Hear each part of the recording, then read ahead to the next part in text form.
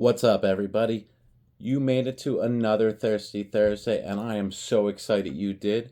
It might have been a hard week so far, but let's crack open a cold one and see what happens when we try out Thimble Island Brewing Company's Sea Mist. It's a New England IPA. You've made it to Hopped Up Shots Thirsty Thursday. All right, so I've made it no secret that I am not a huge fan of IPAs. But as per the rules of our game that we've been doing, I don't choose the beer based off of what style it is. I choose it off of the cool can or name of the beer. So what we've got today is a New England IPA by Thimble Island. And I'm actually excited to give this a try. A couple weeks ago, we did a black IPA, Devil's Ink by 107 Brewing. I actually liked it quite a bit. So I'm interested to see what I end up thinking of this, which is a little bit more traditional IPA than the barrel-aged black IPA that we had from 107. Real quick background, Thimble Island is located up in Branford, Connecticut. So if you're ever up that way, check them out. I was doing a little reading on their website earlier. Looks like they have a rotating tap list of about 24 beers, all brewed in-house. Everything from pilsners to stouts to IPAs. And they've got a pretty impressive list. They've been around, I think, since 2010 is what I'm pretty sure I read. So I think they know what they're doing. And it seems like that during the pandemic, they basically went all in, renovated their tap room, and made it a full-fledged restaurant on top of it. So you can go there, have some beers, have some food, and tell them that you heard about them on Hopped Up Shots from Kazoto Photo. So with that being said, let's crack this open. Let's see what I think of it and how it stacks up. We'll go from there. So Thimble Island Sea Mist, New England IPA. Here comes the best sound of the week. Oh, that's a good one. Love that sound. All right, so we've got our IPA glass here. If you're not familiar with our glassware series, it's a series of shorts, so nothing's more than 50 seconds. Go check it out after this video.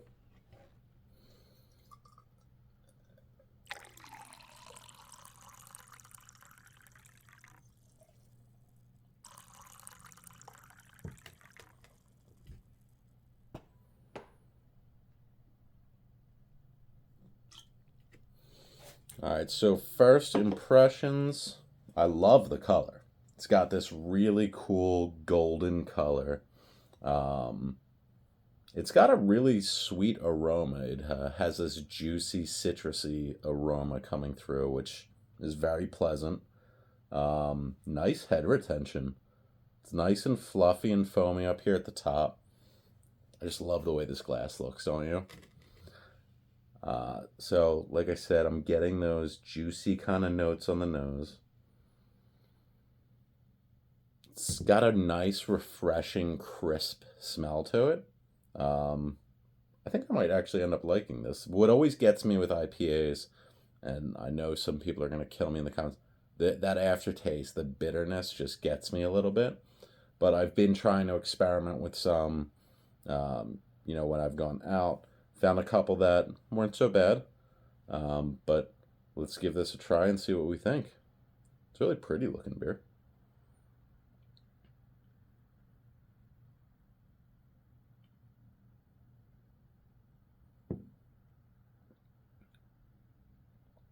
Oh, that's tasty. That does not have as strong a bite as what I was expecting. That's really flavorful. That kind of has a very citrusy, a little bit of orange notes I'm getting. It's very clean and crisp. This is a drink out on the beach type beer, which if you caught our series on the photos here and here, which I'd love to hear in the comments which ones you liked, 1 or 2.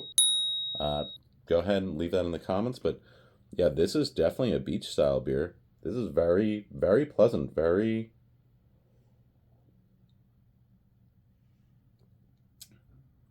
Very light and refreshing. Yeah, I keep going back to the orange notes there. That's what's coming through more than anything. Um, I I don't have anything bad to say about this. It's not, like I said, doesn't have that strong bitterness that I've seen or had from other IPAs, which is generally what turns me off from them. This finishes nice and clean. It's not as carbonated as I was expecting either. It's not a super complex profile, but I like that. You're getting the same consistent flavor each time.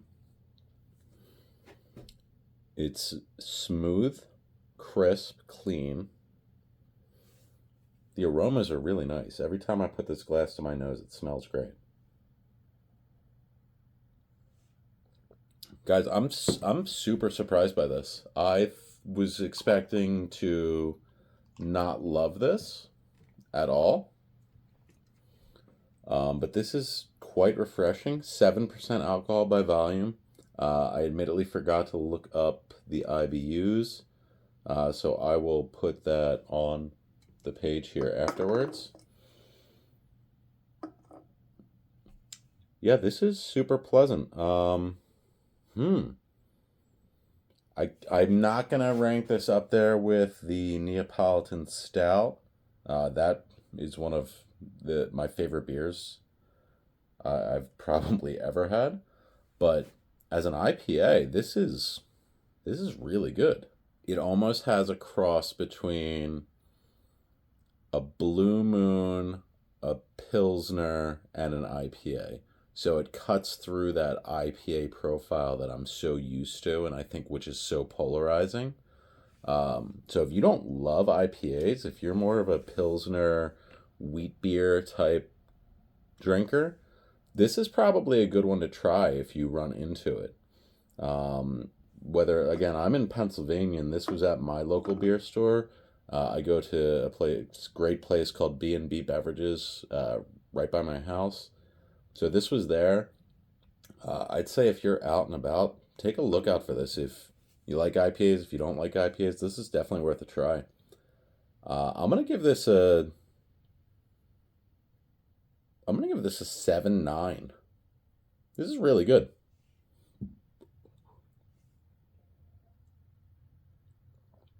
Yeah, 7.9. Yeah, I keep getting that nice light orange citrusy flavor. Like I said, there's not a lot of layering in the flavors, but it's very pleasant and it doesn't have that bitter, drying taste at the end. It finishes really smooth. Yeah, that's excellent. 7.9. Thimble Island's Sea Mist. It's a New England IPA, 7%. Yeah, they're they're killing it up there in Brantford, Connecticut. Awesome stuff. Yeah, check them out and kudos to them. Well, as always, drink responsibly. Have a great weekend.